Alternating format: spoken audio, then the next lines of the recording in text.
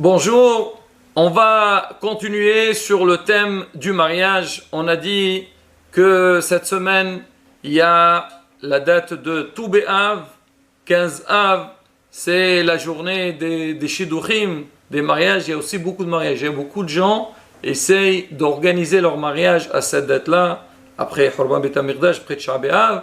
Maintenant, on va continuer à la bataille de parler un petit peu sur le sens du mariage et donner quelques clés. Parce qu'il faut savoir, alors celui qui croit qu'avec un cours ou avec un discours, il a compris le mariage, il n'a rien compris. Mais toujours, on a besoin des éléments pour un petit peu, comme on dit, savoir prendre un derrière, prendre un chemin pour Bezat Hashem réussir sa vie du couple. On sait que dans la vie, dans tous les domaines, quand un homme il veut entreprendre un projet, alors on ne le fait pas comme ça. On peut avoir un coup de tête pour dire, moi, oui, j'ai envie de faire telle et telle chose. Ou je vois que les gens réussissent dans tel et tel domaine. Alors je dis, pourquoi pas? Moi aussi, j'ai envie de faire la même chose. Et Bezat Hashem, donc j'aurai une atzlaha, une réussite dans ma vie.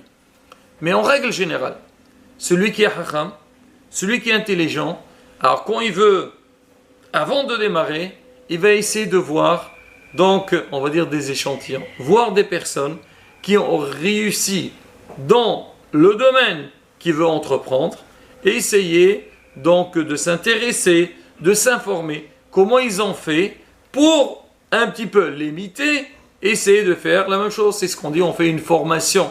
Pour on fait une formation, on se forme et à travers ça, on aura, Bezrat Hashem, donc le guide, comment faire. Alors c'est pareil aussi pour le mariage. Quand un homme, il va aborder un mariage, il faut qu'il essaye, comme on dit, de voir des couples dans la vie qui ont réussi et à travers leur mode de vie, on essaye d'apprendre. Maintenant, si on essaye de réfléchir ensemble, c'est qui les exemples qui peuvent être une lumière pour nous dans la vie du couple? Nous, Baruch Hashem, on a un principe qui est connu, Ma'aseh Avot, Siman Labanim. Les histoires de nos ancêtres, c'est un signe pour nous. C'est une lumière pour nous. Alors c'est pareil aussi. Si on veut voir ou apprendre ou nous informer comment faire pour le mariage, on va essayer de voir un petit peu quelques épisodes de la Torah et piocher de là-bas, donc comme on dit, des clés pour la vie du couple. On va essayer de voir, Baruch Hashem, dans la Torah, ça ne manque pas les Shidduchim. Alors on va essayer de voir depuis Sefer Bereshit où on a vu donc un Shidduch. Le Shidduch le plus connu c'est Naïm, Yitzhak et Rivka, et c'est ce qu'on fait quand il y a un mariage. Shabbat Hatan, on sort un Sefer Torah où on lit Oui Avraham Zaken Baba Yamim, Vashem Berach d'Avraham Bakol. Hashem il a béni Avraham dans tout, mais on dit il y a une seule chose qui manquait, c'est qu'il n'a pas encore marié son fils Yitzhak. Il a envoyé Eliezer. Alors, où Eliezer, il a trouvé Rivka, il a trouvé à côté de la source. À l'époque, donc pour avoir de l'eau, il fallait aller au puits, à la source, on va dire, de la ville. On va puiser l'eau.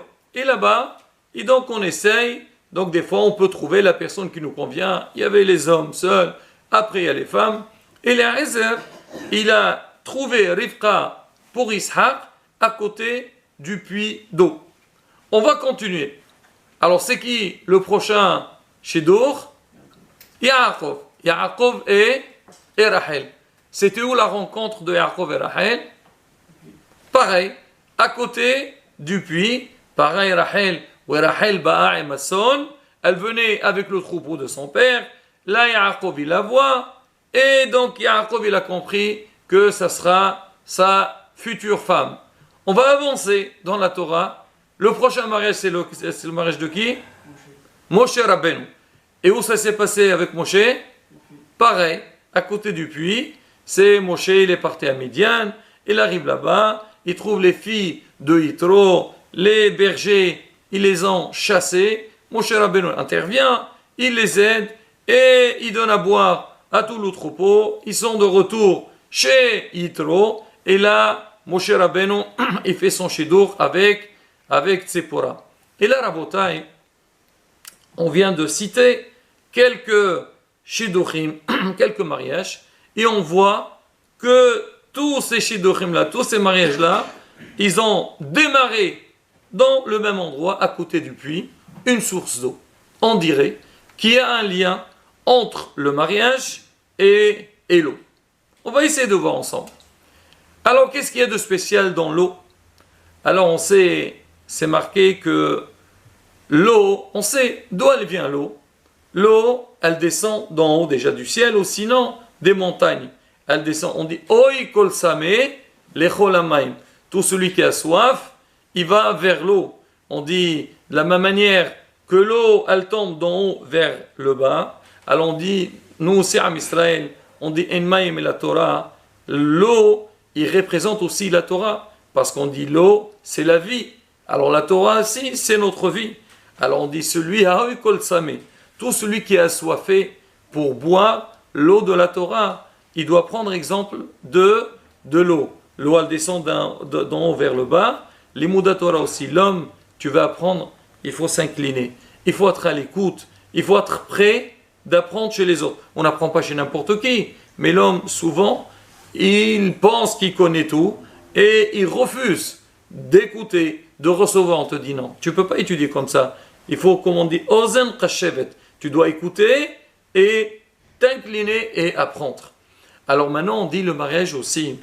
Quelqu'un qui se marie, un homme et une femme, ils doivent savoir que la base du mariage, c'est la communication. Et la communication, comment elle peut avoir lieu?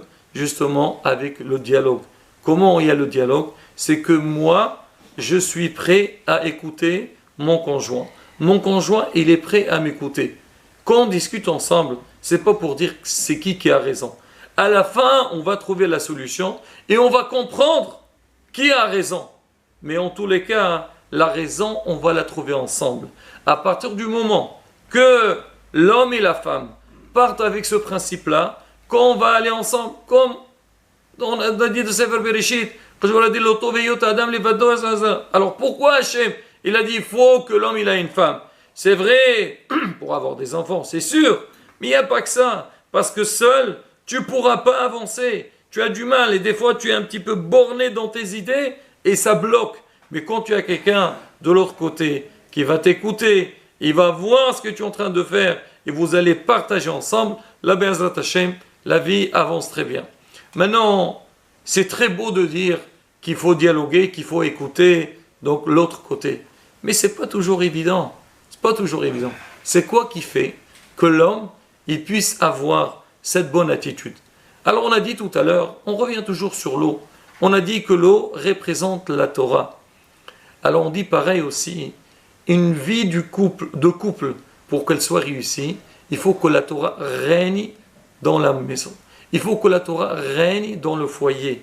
Parce que l'homme qui est soumis aux instructions, aux règles, aux lois de la Torah, sa manière de voir, elle est complètement différente. Déjà, on dit que la Torah, ça adoucit le cœur de l'homme. Même si moi, de nature, j'aime pas, j'ai du mal je n'accepte pas ce qu'on me dit, mais là, en étudiant la Torah, tu vas comprendre. Surtout, on le voit. Quelqu'un qui va commencer à étudier des discussions, tel Rav, il a dit son cas, l'autre, il est d'autrement. Et on essaie de chercher pour trouver, comme on dit, le émet, la vérité. C'est pareil aussi. Dans la maison, on a besoin de mettre en place un mode de vie qui est lié, qui est entouré par la Torah. Alors quand l'homme, il étudie la Torah et connaît les lois de la Torah, alors sa personnalité, elle va changer. La femme, c'est pareil. Et le message qu'on va donner à nos enfants, des fois, même si on a grandi avec tel et tel mode de vie, en étudiant la Torah, on va réaliser qu'on a besoin de changer beaucoup de choses. Et on va nous-mêmes changer et on va transmettre nos enfants. Un enfant, ou on va dire qu'ce soit un garçon ou une fille, quand ils voient les parents, ils sont enseignants, surtout maintenant, on est dans la période des vacances l'été, il fait chaud, un peu détente. Et il leur allait vers Alechem. Quand les enfants ils vont voir leurs parents un petit peu comme ça délaissés, habillés d'une manière qui n'est pas, on va dire, convenable, qu'est-ce qu'ils vont apprendre les enfants? Et surtout à la bataille, je ne veux pas parler de ceux qui mettent sur leur portable leurs photos, leurs images, et leur aller vers l'Alechem, tu vas voir des fois des images, tu te demandes, mais attends, qu'est-ce que j'ai fait, Ribouna Olamim, de voir cette photo? J'ai pas cherché. Toi, tu fais attention, après tu vois, taf, une photo, des choses comme ça. Ça, c'est seulement on est dans le portable, alors que ce soit au niveau du foyer, ou des fois, être regroupé dans des endroits qui ne sont pas cachés à la bataille, qui ne sont pas clairs. Alors, quelle est l'éducation qu'on va donner à nos enfants? Justement, la bataille, un foyer réussi, c'est le foyer qui est basé sur Torah et Mitzvot. Donc, 2 points très importants à la bataille pour la vie du couple. Première des choses, la communication, être à l'écoute, prêt à écouter l'autre côté. Et le point aussi, deuxième point, c'est que tout va selon les lois et les règles de la Torah. Bezrat Hashem, quand on a ces 2 points avec nous, on verra qu'il y a énormément de choses qui peuvent s'arranger, qui peuvent s'améliorer et se mettre en place comme il faut. Et Rasson, pour qu'on puisse, Bezrat Hashem, nous investir dans les Moudat Torah, travailler sur nos midot et bien sûr réussir notre vie du couple et avoir un dor yishareh mivorach. Amen. Ken Yarason. Hezqu ve'imsu.